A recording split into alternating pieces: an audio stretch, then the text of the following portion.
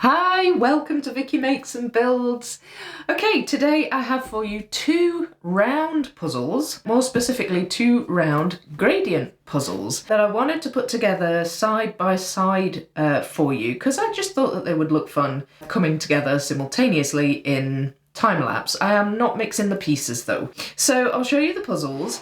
The first one I'm going to do is this puzzle here. This is perhaps your more traditional gradient. It's really just colours, but there is a pattern to it, sort of like geometric, circular kind of pattern to it.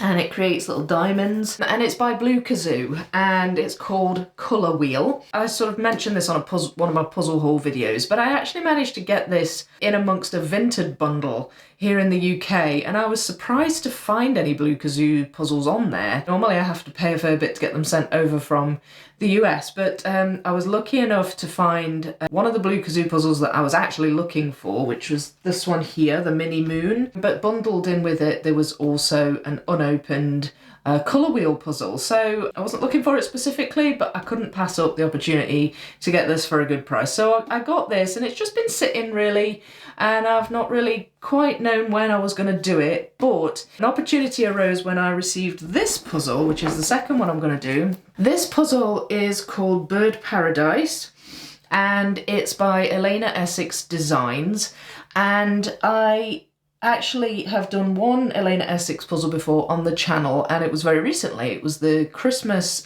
cornucopia puzzle that I did for my Christmas video. And the story behind this one is that the Christmas cornucopia puzzle, which I really, really loved and enjoyed, unfortunately had a few bent pieces in it, and Elena Essex actually reached out to me, having seen that I had had that problem with the puzzle, and she offered to send me either replacement pieces or a whole another puzzle.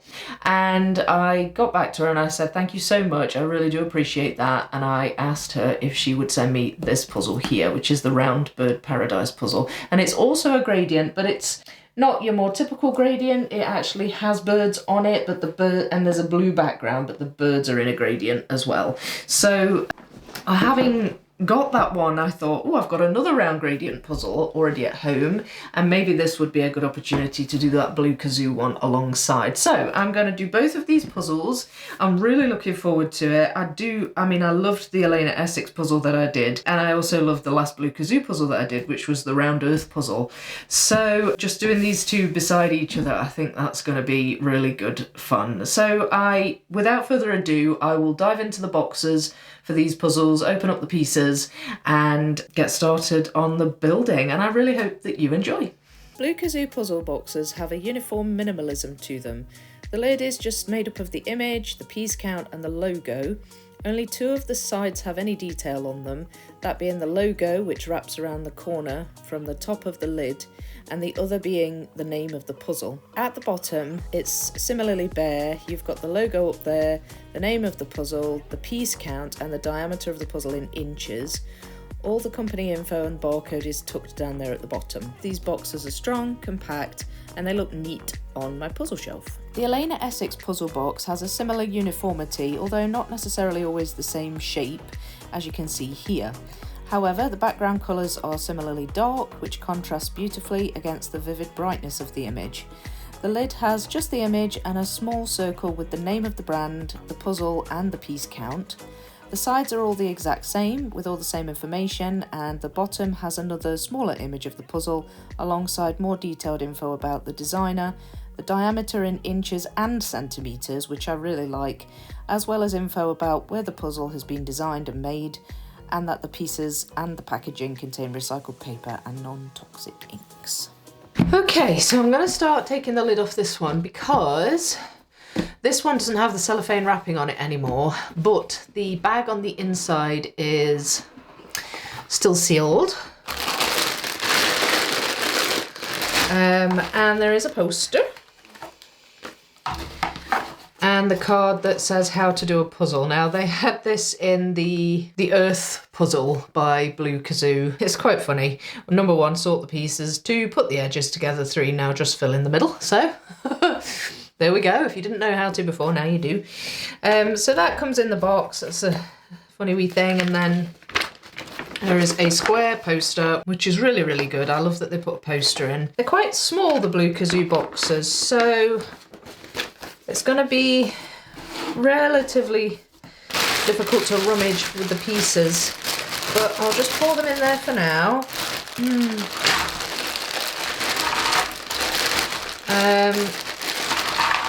Oh, it fills the box.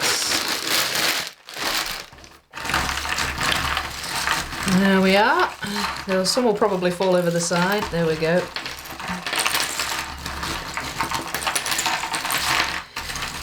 So I'll probably lay these out to sort them, but I'll leave them in there for just now so that I can open up the Elena Essex puzzle. Before I do that though, just briefly, the pieces in the Blue Kazoo puzzle look to be quite good.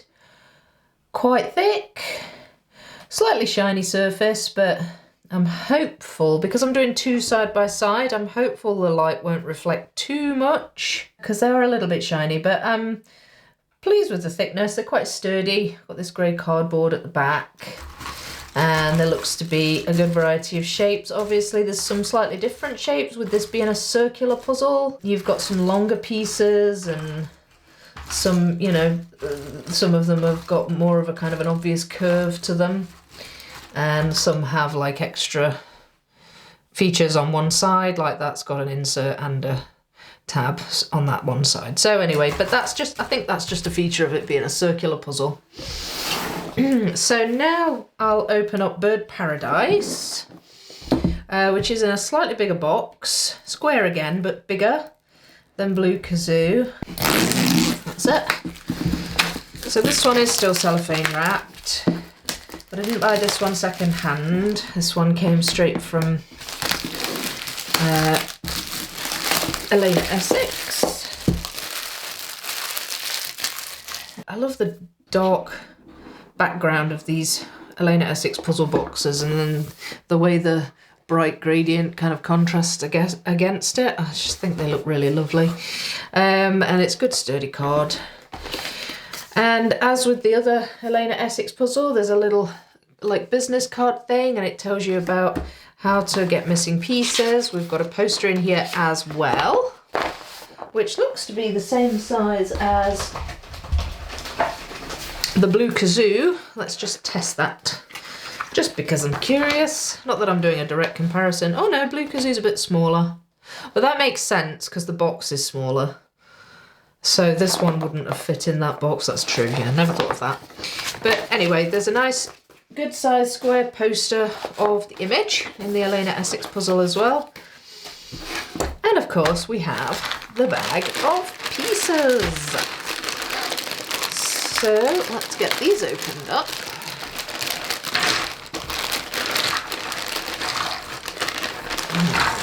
So we've got really similar coloured cardboard backing. It's like the grey cardboard on the back. These pieces don't want to come out. And just have a little rummage. Hopefully I won't drop any pieces this time. The box is slightly bigger, so it might not happen. Oh, it did. And so again, we can see some slightly different shaped pieces with it being a circular puzzle. These pieces are a bit more matte than Blue Kazoo. They're nowhere near as shiny, which I'm pleased about. I actually think they look less shiny as well than the Christmas Cornucopia puzzle. So I'm pleased with that. Feels sturdy again, fairly thick, probably a similar thickness to Blue Kazoo. Yeah, more or less, maybe a touch thinner. But yeah, these pieces look good, and I am pleased that they're more of a matte finish, so it should be a nice puzzle to put together. Lovely bright colours on both of them. I really do like that. Right, so never tried to do two puzzles simultaneously before, like next to each other, so this is going to be interesting. I don't know whether to do a bit of a shuffle method with this, or sort of a partial sort and then start to build and then sort a bit more, because really the problem becomes space. If I'm sorting pieces, I tend to just tip them all out, and I don't want I'm not going to have very much room if I've got 2,000 pieces all tipped out. So I need to decide soon because I actually have to start the puzzle now. So, right, okay. Well, anyway, however I do it, I hope you enjoy these two puzzles coming together.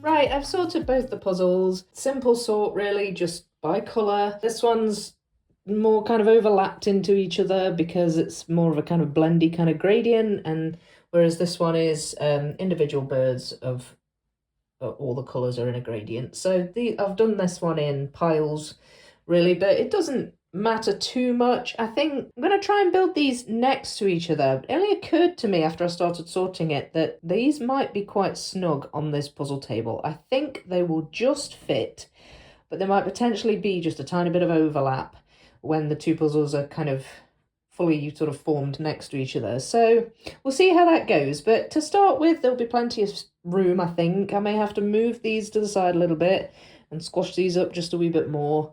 Use the middle bit to build. But I was thinking I would start this one from the outside in and this one from the inside out. Mostly because I do have edge pieces sorted for both, but I also have really obvious pieces that I can see in the middle in this puzzle, and I don't actually know where they are in that puzzle. So I'm gonna try it that way, see if I can kind of build this one up from the inside out and that one from the outside in, and just, I don't know, play around with some visual kind of fun puzzling as the two round puzzles come together beside each other. But I'm just not much more of a plan than that, really. There's a little bit of confusion in some cases because round puzzles you tend to get these false edge type pieces, but you can tell with some of them because the curve is going the wrong way. So that I don't think is an edge, it's somewhere in the middle of the puzzle. But also with this one, the edges are all light pastel kind of colours as well, because I actually put a piece in, I think it was this one, that I thought might be an edge, but it was too dark. It was like the only one that was dark, and all the dark on that puzzle is in the middle of it. So again, I was able to kind of differentiate then. There might be a few that have been mis-sorted, but I think I'll soon be able to find them. So that won't be too much of a problem. But I'm just going to make a start just now.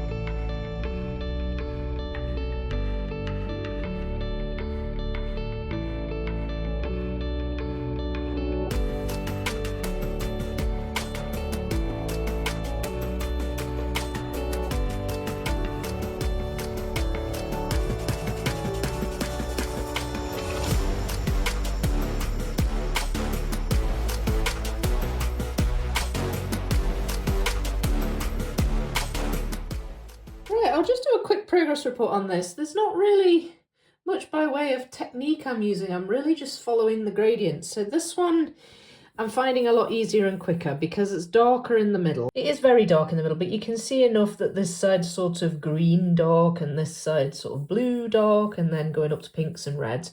And then obviously it becomes more obvious as you expand out. So the pieces are quite easy to find, even with my quite haphazard sort that I did. You can pick out darker pieces quite easily, and it comes together really, really quickly. This one has definitely taken me longer, but I've really enjoyed that this one's just a tiny bit more challenging. But there's something else I've noticed as well about this one, actually, that helps me with it.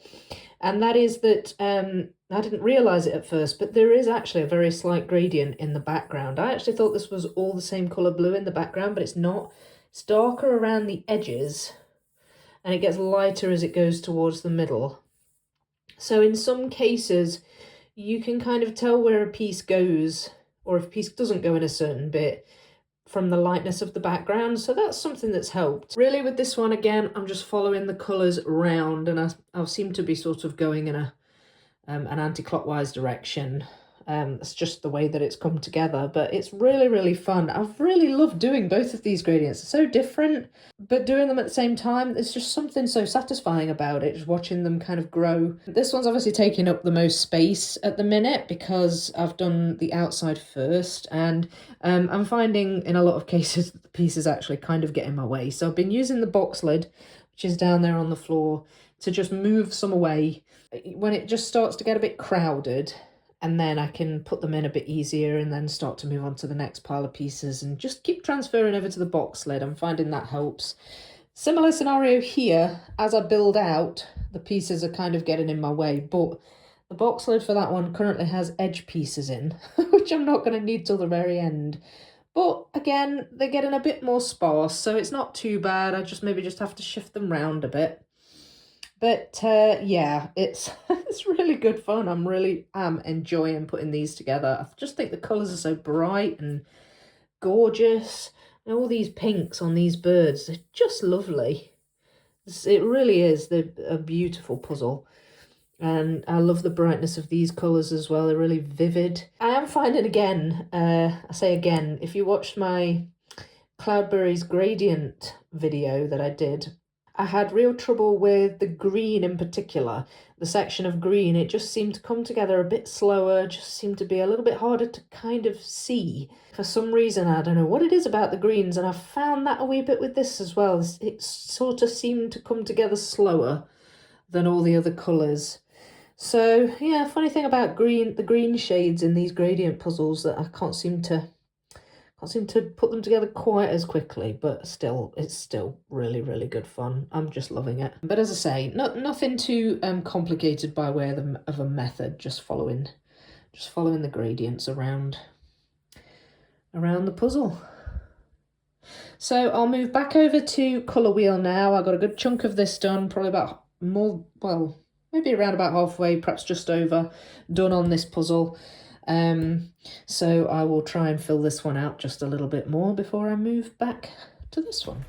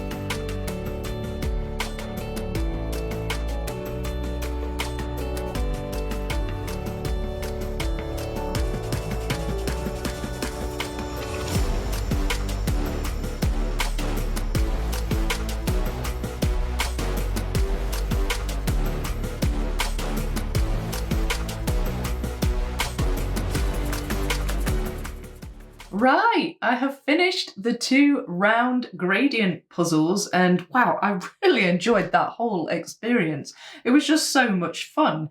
I love gradients anyway. I do find gradients fun, and I find them relaxing too.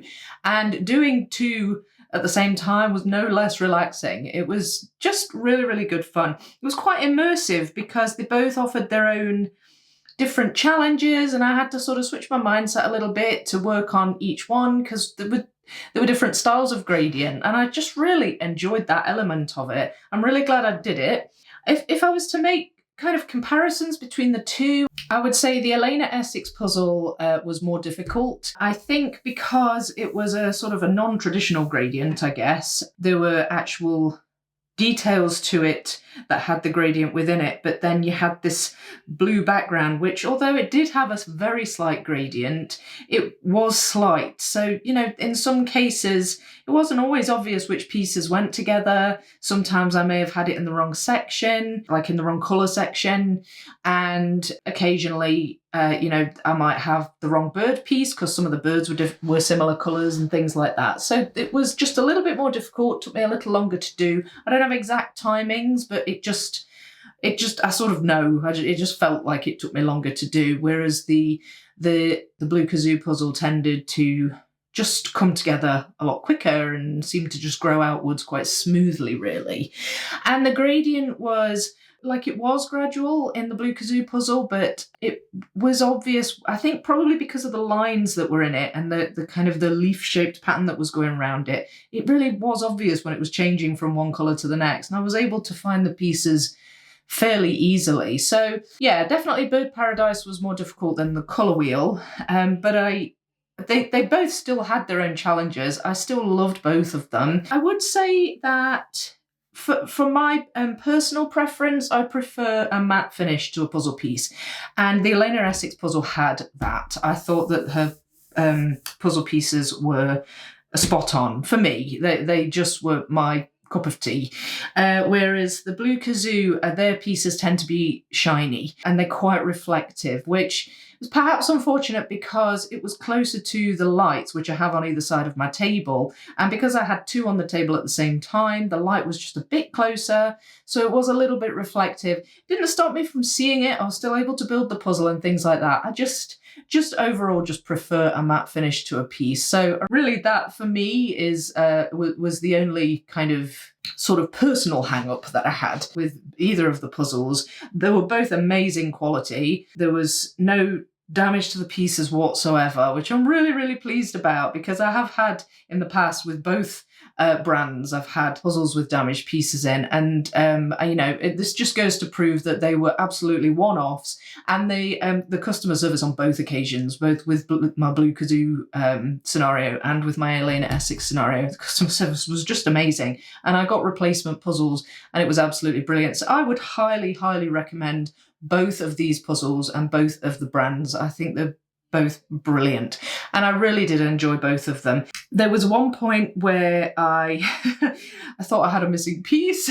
I started to panic a little bit. I don't know if you noticed from the footage, but my colour wheel puzzle was growing and growing and growing, and then there was obviously this one missing red piece that was just, you know, standing out like a sore thumb, and I kept thinking, I can't see this piece. I thought it might have been buried underneath a bunch of other pieces to start with, and it was becoming more and more evident that it was just not there. And because I had so so many pieces out at one point, and I was just moving them all around and in some cases dropping them on the floor. I did start to get a little bit worried, but as it turned out, I actually had left one in the bag by accident when I was pouring the pieces out at the start. Some of the eagle-eyed among you may actually have noticed that as well. When I was pouring the pieces out of the blue Kazoo bag, there was a piece stuck in there. And so I found it and I put it in, thank goodness. So there were no missing pieces.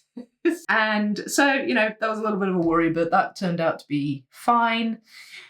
And I'll tell you one other thing I loved about doing these puzzles. I really enjoyed the fact that I could do one from the outside in and one from the inside out. Both of the puzzles seem to lend themselves to that, in fairness. Like if I was just doing the blue Kazoo on its own, I probably would have started from the middle of that puzzle. And if I was just doing the Elena Essex puzzle on its own, I probably would have just started that from the edge. They just seem to lend themselves to that. But to be able to do one and the other at the same time was just a lot of good fun. And it actually was practical because it allowed me to have more space on the table for longer. Because if I was doing both of them from the outside in from the beginning, it would have really looked quite cramped. So it just all seemed to work out really, really nicely, and I enjoyed every moment of it. The other difficulty or obstacle is probably a better word that really I sort of set myself. It wasn't an obstacle about the puzzles themselves, but, you know, a thing that I kind of didn't really plan for very well was that the table simply wasn't big enough to accommodate the both puzzles. So there was a point where I had to overlap, as you will have seen from the footage. And I sort of knew that from the start, but if I'd have maybe thought ahead, I perhaps could have got...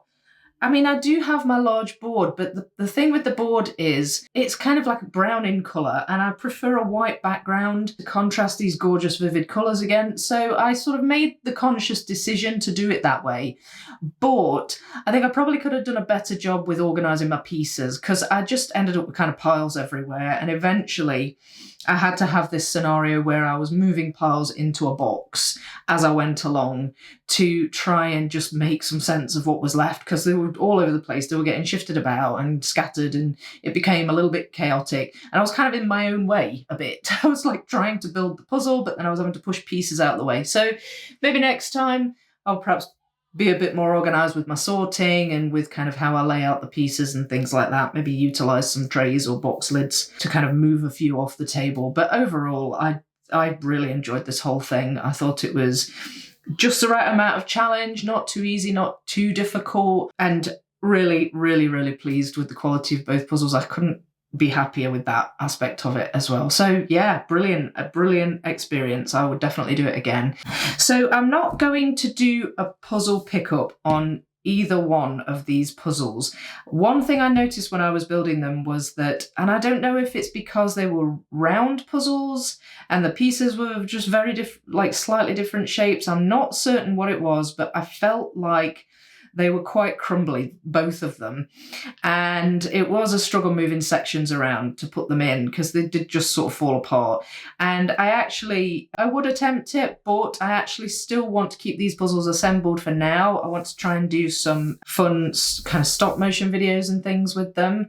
And if I try lifting them up and they fall apart, then I would have to build them again, unfortunately. So I'm not going to do a puzzle pickup. I did manage a puzzle pickup on the Earth puzzle by Blue Kazoo, and that stayed together really well, but for some reason this colour wheel, it wasn't holding together quite as well. So I think I'm just going to avoid it for now. But speaking of those fun stop motion videos that I just mentioned that I want to try and have a go at with these two puzzles, I'm going to start testing out the YouTube Shorts element of YouTube and doing just a few more Shorts videos. This is in addition to my normal videos. I'm going to keep bringing those out. And I don't want to do too many. I don't want to kind of bombard the channel with loads of little videos, but I want to just try a few, because I do a few fun things with the puzzles that I tend to put on like TikTok and Instagram that not all of my subscribers necessarily see on YouTube. So I'm gonna try a few fun things, maybe start to upload a few of my older fun little stop motions that I've done, and